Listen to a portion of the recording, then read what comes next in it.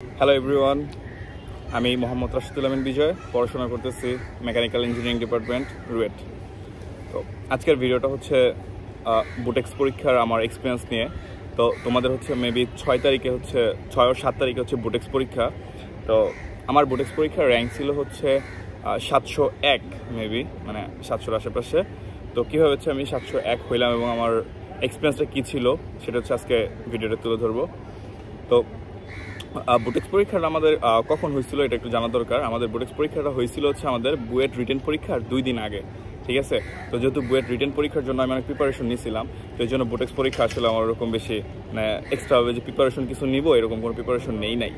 তো এই জন্য হচ্ছে তোমরা যারা ইঞ্জিনিয়ারিং প্রিপারেশন নিছো তাদের জন্য হচ্ছে টেক্সটাইল ইঞ্জিনিয়ারিংয়ের সবচেয়ে বেস্ট অপশন হচ্ছে বুটেক্স।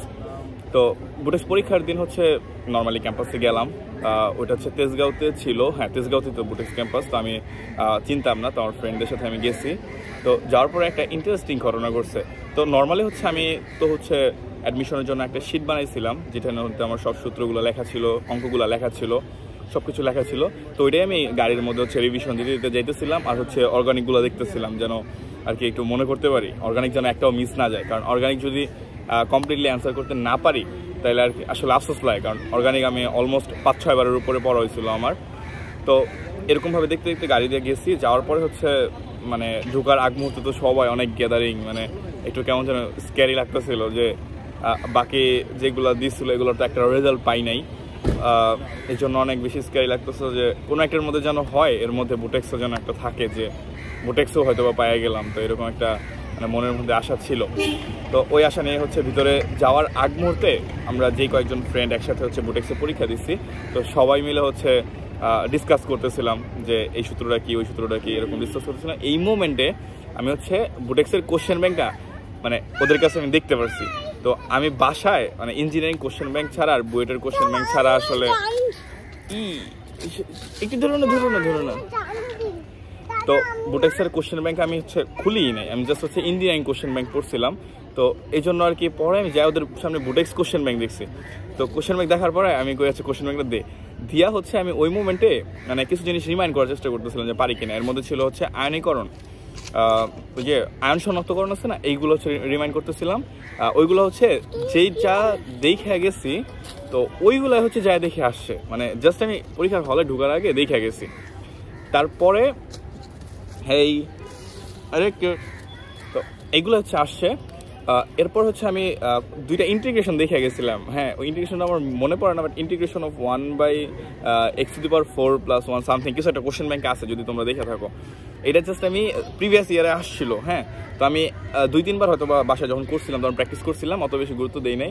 যাই দেখে এটা হুবহু মানে তুলে দিয়ে দিচ্ছে। হ্যাঁ, মানে ব্যাপারটা এমন ছিল যে আমি মাত্র দেখে গেছি, যাই দেখি হচ্ছে কমন।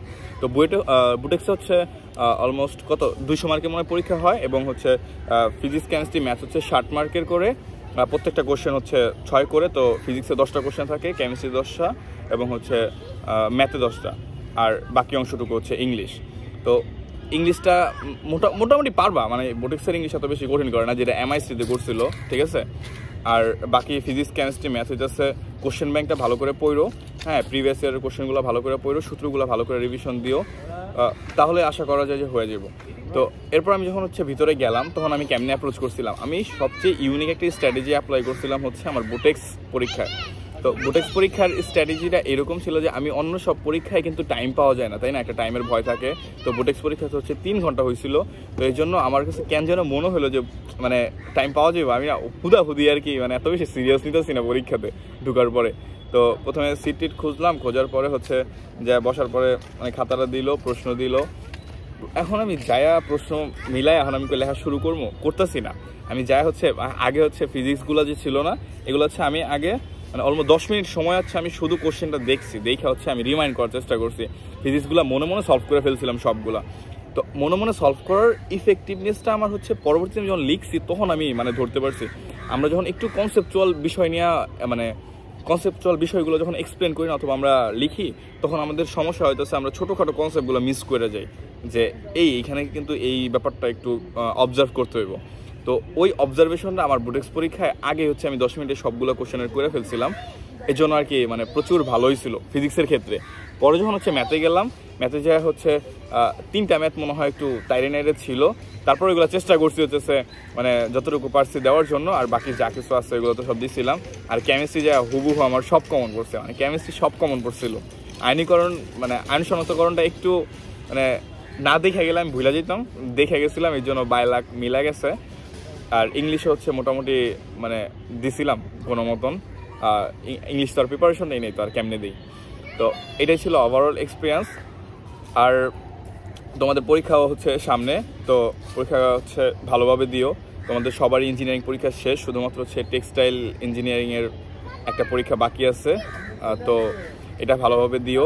টেক্সটাইলের মানে ইন বাংলাদেশ এখন অনেক প্রচুর পরিমাণে ফ্যাসিলিটি আছে, তো এই ফ্যাসিলিটিটা আসলে মিস করা উচিত না।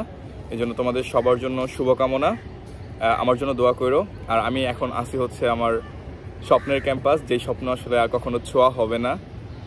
এই তো আমি আছি এখন বুয়েটে। আজকে একটু ঘুরতে আসছিলাম, আজকে হচ্ছে 28শে ফেব্রুয়ারি, তো একটু ঘুরতে আসছি, এই জন্য আর কি দেখতে আসলাম। আসলে কষ্ট লাগতেছে কেমন যেন, তো একটু দেখাই। আমার পিছে হচ্ছে ওইদিকে হচ্ছে আর্কিটেকচার বিল্ডিং, আর এই তো একটু হাঁটতেছি।